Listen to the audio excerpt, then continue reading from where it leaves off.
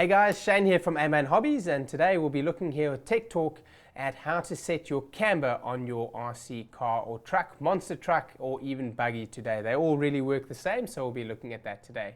First and foremost, let's cover why it is that you want to look at camber. Camber specifically refers to the angle of tilt, specifically inwards or outwards, that your wheels may have. Inward being negative camber and outward being positive camber. We'll discuss that a little bit later of how it changes the handling and performance of the car. Essentially, the reason why you want to look at this is because it's going to give you more or less steering capability, or it's going to make it sharper or weaker, or in the rear of the car it's going to make the tracking better or worse. So that's also very important that we look at that. So today we're just going to be looking at these two little tools over here.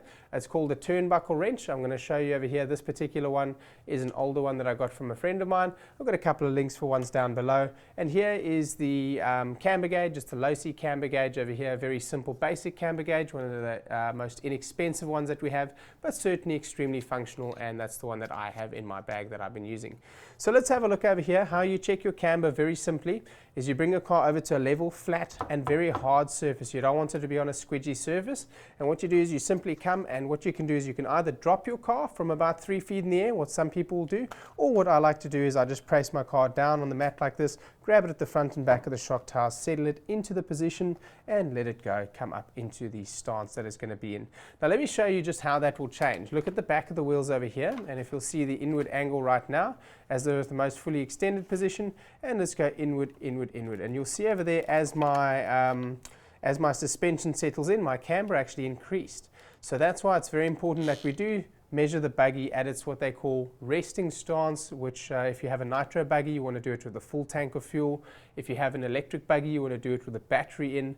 Make sure that you have those. It's the resting stance of the vehicle, and that's generally how most people do to set up and to get the general base measurement for their camber. So let's have a look here. With this particular one, what you do is you bring it up to the side of the buggy and you just tilt it over. You want to do it right in the middle of the wheel over here, and you tilt this a little bit over until you reach both the wheel nuts over here in the middle, as well as the sidewall and the sidewall. So I can see everything's touching now. I bring it up and I have a look at my measurement, and in the back there my camber is actually held true on this car to what I set it a couple of races ago at 2 degrees inward on the back. So let's go over to the other side over here and we slide it over, and I can see over here, as you can see, I don't know if you can see that, let me bring it over for you if you can't.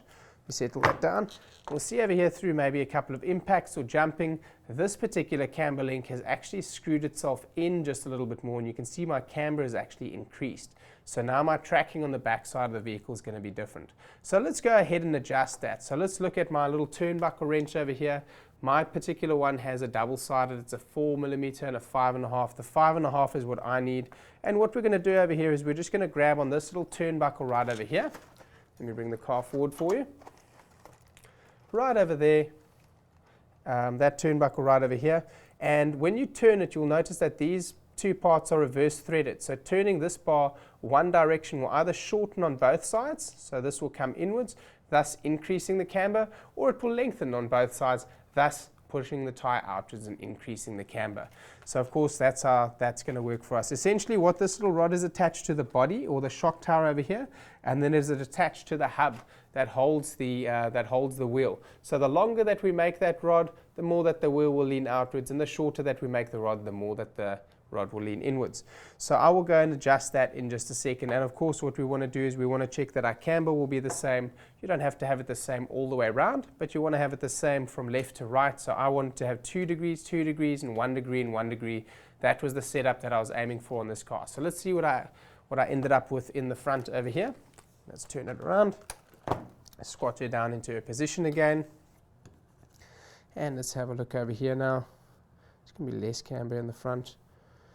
There we go, and that's at 1 degree, and that's at 1 degree. Now on this particular car, for me, I've found that the design is less prone to losing its tune. Like what we saw with this back little turn rod section over here, this wasn't set up or staged by me. This was actually come from probably crashing, maybe damaging, maybe jumping too hard, and these turnbuckles will actually move. Now in this different design here in the front, which we see in the S-Works car, we see in a couple of different vehicles as well, it's the pillow ball design in the front over here. I find it to be quite strong, and how we change our camber on this particular vehicle is by going in on these two control arms over here, which are called the pivot balls, And the pivot balls themselves, you can actually extend in and out of these arms. And basically by having those two control points, one on the top and one on the bottom as such and such, and by extending the one inwards, you can basically, as you can see, the hub would change direction, right? So that would increase camber, or by bringing that one outwards and maybe keeping this one inwards, that would give you positive camber, so that's tilting your wheels side to side. Now some cars, like your 10 scale cars, by the way, are going to have a turnbuckle here in the front as well. They're not going to have this pivot ball suspension, in which case you'll also have a rod like this one.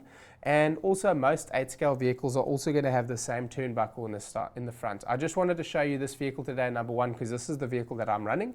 So of course that's my demo vehicle that I have for you for me to show you guys, and also because it is a different design, so I wanted to show that to you guys.